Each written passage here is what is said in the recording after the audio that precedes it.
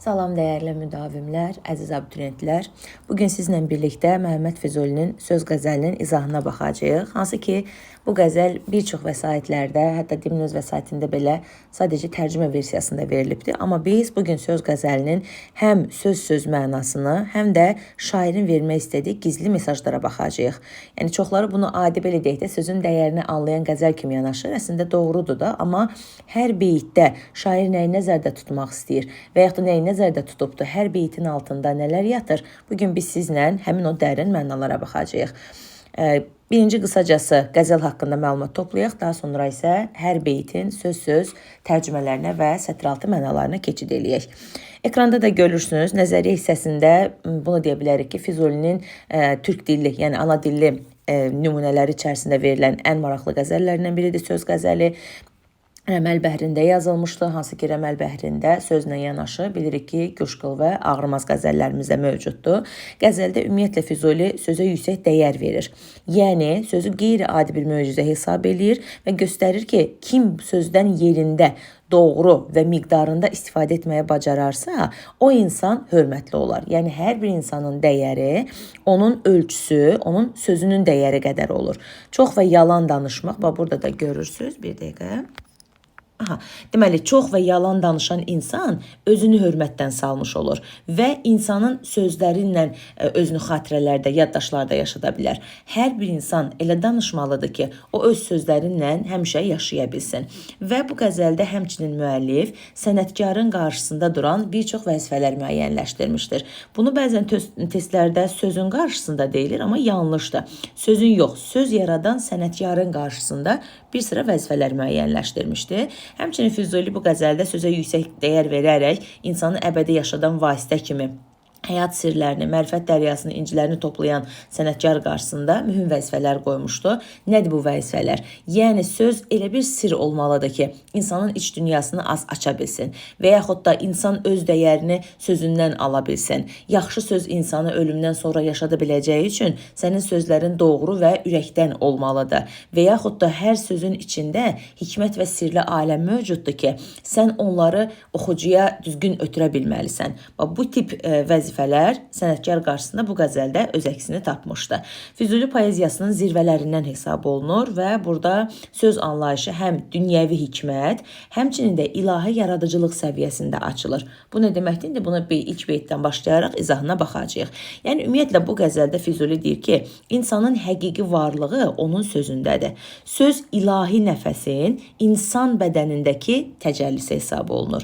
Dürüst, dərin, hikmətli söz insanı əbədiləşdirir, mənasız və boş söz isə insanı alçaldır. Buna görə də söz həm nemətdir, həm də insan üçün bir imtihandır. Yəni, Füzuli sözə təzadlı məqam verir. Onun düşüncəsinə görə söz həm insanı ölüm yuxusundan oyatmağa qadirdir, həmçinin də hörmətli bir insanı da rüsva etməyə qadir bir məqam kimi vurğulanır.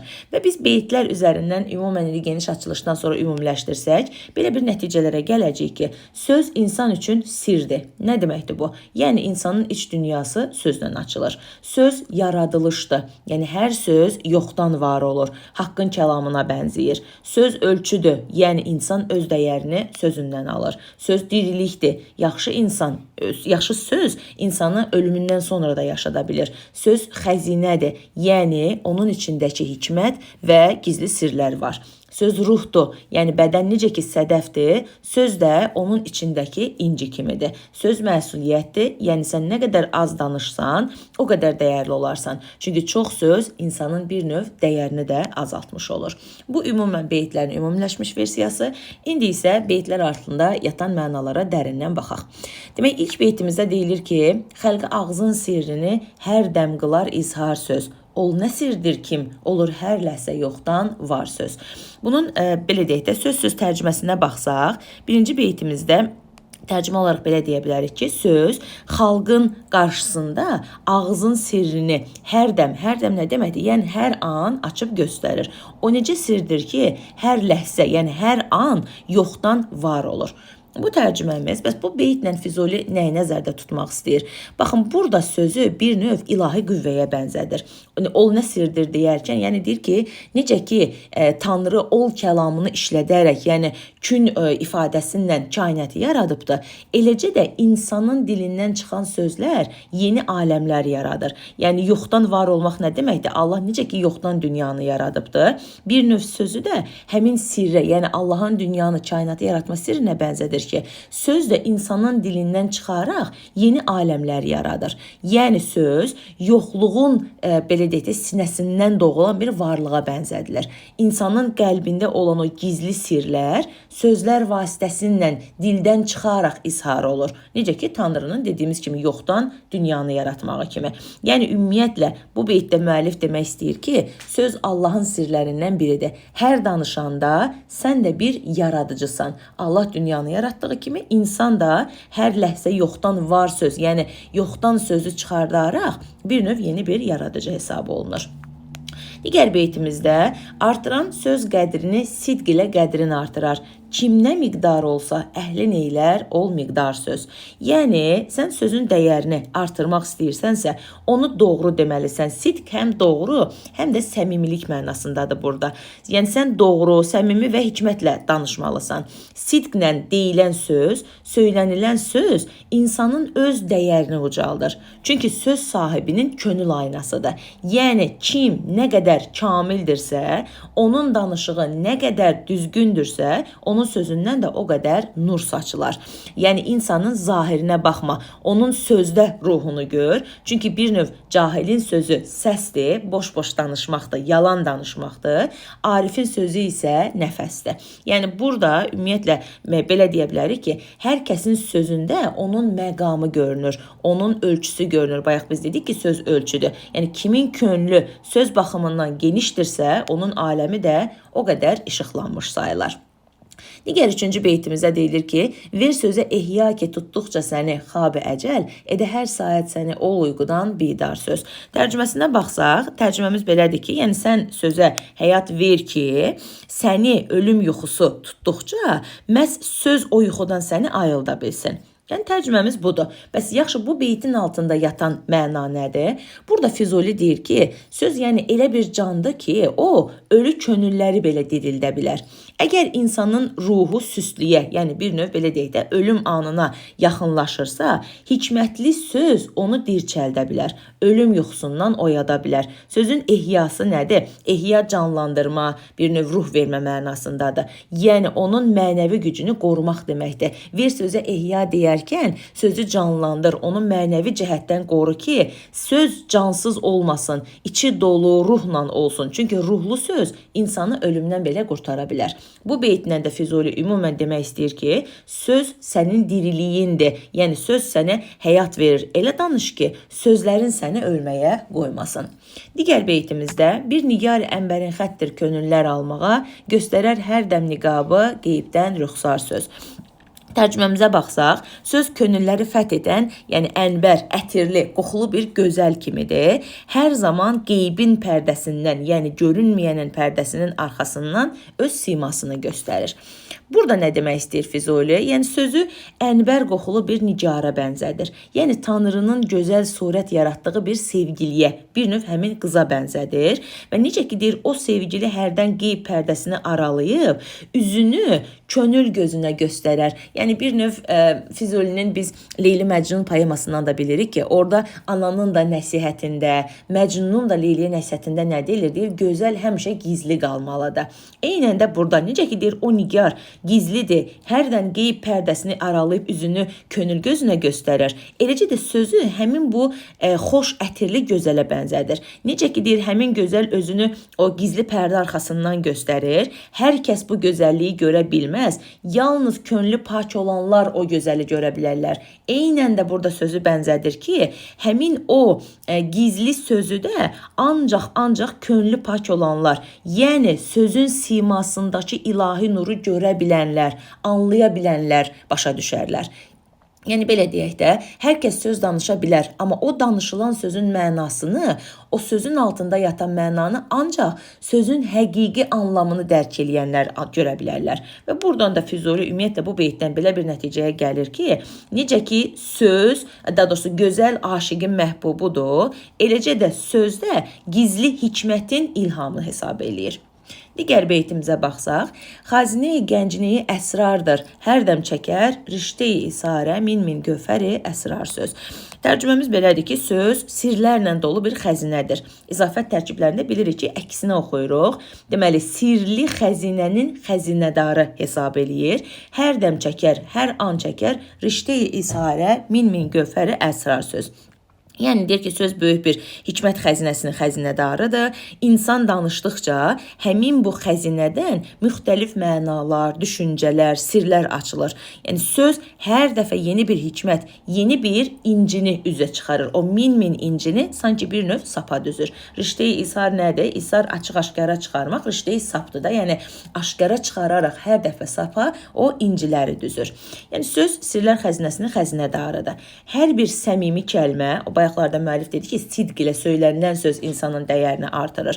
Hər bir səmimi kəlmə Tanrının gizli hikmətlərinin bir inci daşıyıcısıdır. Yəni o inci danışanın dilində rüşd tapır. Rüşd tapır neyinir? Yəni bir növ üzə çıxır, aşkar olur. İfadə ipinə düzülərək aləmə yayılır. Yəni burada həmçinin sözün təbiətinin də təsviri göstərilir. Burada deyilir ki, söz bir xəzinədardır, yəni xəzinənin xəzinədarıdır və insanın dilində həmin xəzinədən min sirli, daha doğrusu sirlər aşkara çıxar. Yəni bununla da Füzuli demək istəyir ki, söz insanın bir növ Tanrı ilə rabitəsidir. O rabitədən, yəni o insanın Tanrı ilə əlaqəsindən də bir növ hikmət doğular. Olmayan qəvvas-ı bəhri mərifət arif deyil, kimsədəf tərkib etəndir, lölöyi şəffar söz. Tərcüməmiz belədir ki, yəni mərifət dənizinə baş vurmayan, onun dərinliyinə enə bilməyən insan arif hesab oluna bilməz.